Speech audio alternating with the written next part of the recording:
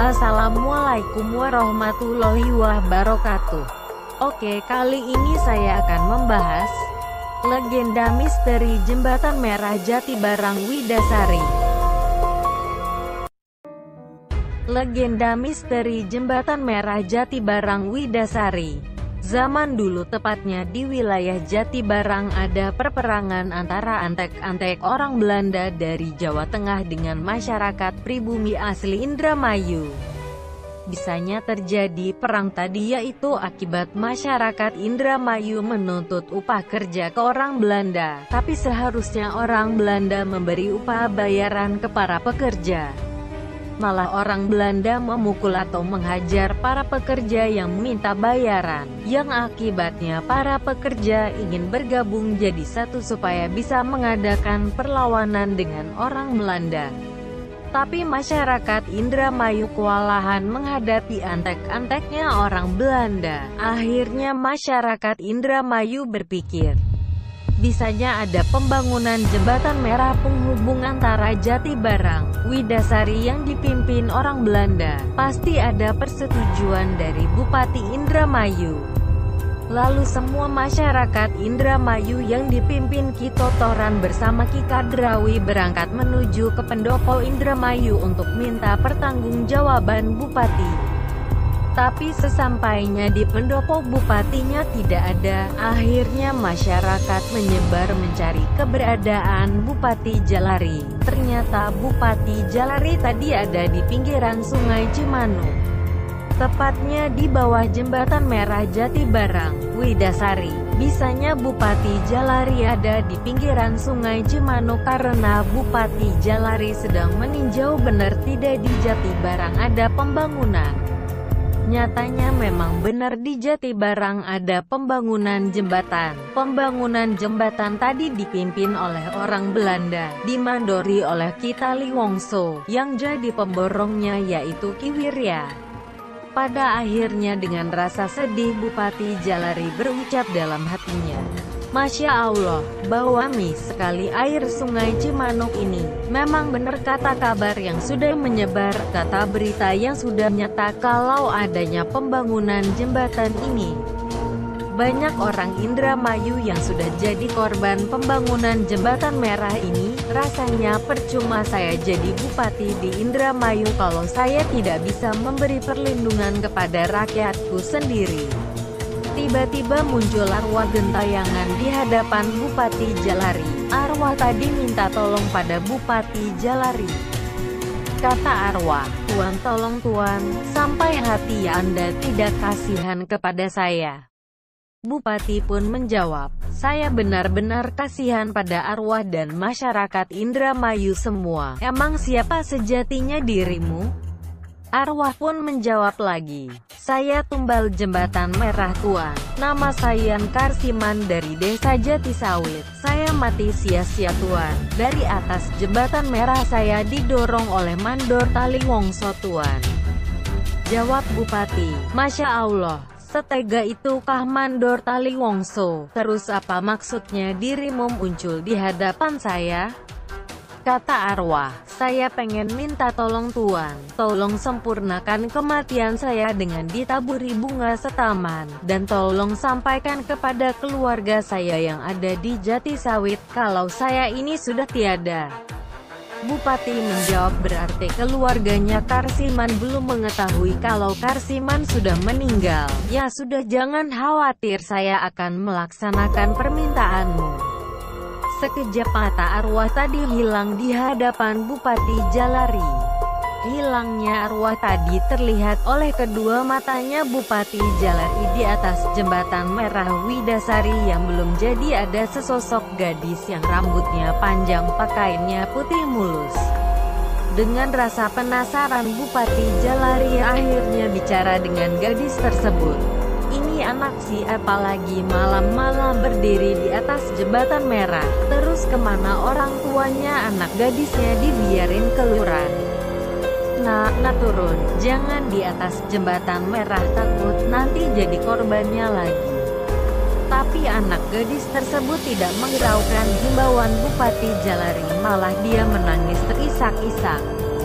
Bupati bertanya, "Kenapa menangis Dik? Turun sini cerita dengan saya." Akhirnya anak gadis tadi mau bicara sambil menangis pada Bupati Jalari. Ucap gadis tadi, "Tuan Bupati Jalari, Anda begitu tegas sama saya." Dengan penuh pertanyaan Bupati Jalari bicara pada anak gadis tadi. Kata Bupati, "Bukan begitu, sebenarnya siapa dirimu nak?" Ucap gadis, "Saya Ronggeng Melati Tuan." Ucap Bupati, "Ronggeng anaknya Ki Karanggetas ya?" Gadis menjawab, "Iya, saya anaknya Ki Karanggetas Tuan." Bupati bicara, Ronggeng Melati, maafkan saya Bupati Jalari, waktu itu saya tidak bisa menyelamatkan nyawamu." Ucap gadis, "Percuma Tuan, jangan disesali yang sudah terjadi. Sekarang saya sudah jadi korbannya Jembatan Merah. Saya menemui Anda hanya ingin menitip pesan kepada Anda. Terutama saya titip orang tua saya, jangan sampai jadi korban lagi di Jembatan Merah. Anda sebagai pemimpin harus yang bijak. Cukup saya yang jadi korban terakhir di Jembatan Merah ini Tuan. Dan ketahuilah bahwa arwah saya tidak akan sempurna sebelum saya bisa menuntut balas pada orang-orang yang sudah menenggelamkan saya di sini." Bupati menjawab, "Cukup Melati, jangan menambah-nambah korban lagi." Ucap gadis, "Tidak Tuan, pokoknya saya harus balas dendam." Akhirnya arwah Ronggeng Melati menghilang meninggalkan Bupati Jalari. Ketika Bupati Jalari sedang meratapi kesedihannya, datanglah rakyat Indramayu dan langsung memukuli Bupati Jalari, tapi beruntung dicegah oleh Ki Totoran, karena Ki Totoran khawatir terjadi kematian. Apalagi di demo ini ada Ki Kadrawi yang terkenal dari desa Kebulen sebagai orang yang sadis, orang yang suka membunuh orang. Setelah Ki Totoran berhasil mencegah masyarakat, Ki Totoran langsung minta pertanggungjawaban pada Bupati Jalari. Tuntutan yang diminta masyarakat Indramayu yaitu 1. Jangan mengadu domba rakyat sampai masyarakat Indramayu pada perang sesama saudara. 2. Kalau sudah tidak bisa mengurus rakyat, berhentilah menjabat sebagai Bupati Indramayu. Tuntutan rakyat Indramayu tersebut membuat Bupati Jalari kebingungan karena Bupati Jalari tidak mengetahui apa-apa dengan pembangunan Jembatan Merah Jatibarang Widasari ini. Karena pembangunan Jembatan Merah ini sudah 5 tahun, sedangkan Bupati Jalari menjabat Bupati di Indramayu baru 1,5 tahun. Tetapi rakyat Indramayu menyangka Bupati Jalari lah yang menandatangani pembangunan Jembatan Merah tadi. Padahal sebenarnya yang menandatangani yaitu Bupati periode sebelumnya yaitu Bupati Wirasemangun dengan keturunannya yang bernama Raden Krestal. Akhirnya Bupati Jalari menjelaskan kepada rakyatnya yaitu, sebaik-baiknya masalah, lebih baik dipecahkan dengan musyawarah. Bisanya saya berada di pinggiran Sungai Cimanuk, bukan berarti saya menghindar melainkan saya ini sedang meninjau bahwa di Jatibarang itu ada pembangunan. Kalau kalian semua ingin tahu tentang hal ini, saya tidak mengetahuinya, sebab saya tidak merasa menandatangani surat izin pembangunan jembatan ini. Kalau kalian jelas beginilah ceritanya. Dulu waktu Indramayu dipimpin oleh Bupati Wirasemangun, datang para pedagang dari China dan Belanda untuk menumpang berdagang di Indramayu. Terus setelah Bupati Wirasemangun diganti anaknya yaitu Raden Krestal, tapi adanya orang Cina dan Belanda pada berdagang di Indramayu, para pembesar dari desa Jatitujuh merasa resah. Karena adanya orang Cina dan Belanda menumpang berdagang merusak budaya Islam di tataran tanah Jawa, bisanya yang dinamakan merusak yaitu biasanya anak kecil kalau waktunya maghrib pada berangkat ke masjid, akibat adanya orang-orang Belanda yang pada minum-minuman atau mabuk-mabukan, akhirnya anak kecil dan masyarakat tadi pada ikut-ikutan. budayanya orang Belanda. Tidak setujunya para pembesar dari Jati 7, akhirnya Indramayu diserang oleh Jati 7. Karena resahnya Bupati Krestal, beliau akhirnya meminta bantuan pada orang Belanda yang sedang membuat jalan di Balongan sampai menuju Batavia untuk mengusir orang Jati 7. Karena resahnya Bupati Krestal, beliau akhirnya meminta bantuan pada orang Belanda yang sedang membuat jalan di Balongan sampai menuju Batavia untuk mengusir orang Jati 7.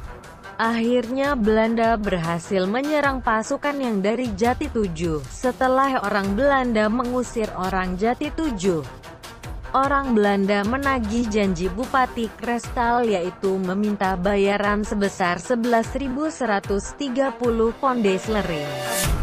Kata Bupati Krestal kalau dijadikan uang Indramayu kisaran berapaan. Orang Belanda pun menjelaskan, kalau dirupiahkan nilai uang tersebut bisa untuk membeli tanah Indramayu. Tapi kalau Bupati Krestal tidak sanggup membayarnya, ya sudah tanda tangani saja surat izin pembangunan jembatan penghubung Jati Barang Widasari. Begitulah ceritanya. Jadi yang menandatangani itu bukan saya tapi Bupati Krestal. Begitulah penjelasan singkat oleh Bupati Jalari. Terima kasih sudah mendengarkan coretan saya ini yang panjang lebar namun sudah saya buat sesingkat mungkin. Semoga bermanfaat dan bisa menceritakan pada anak cucu kelak nanti.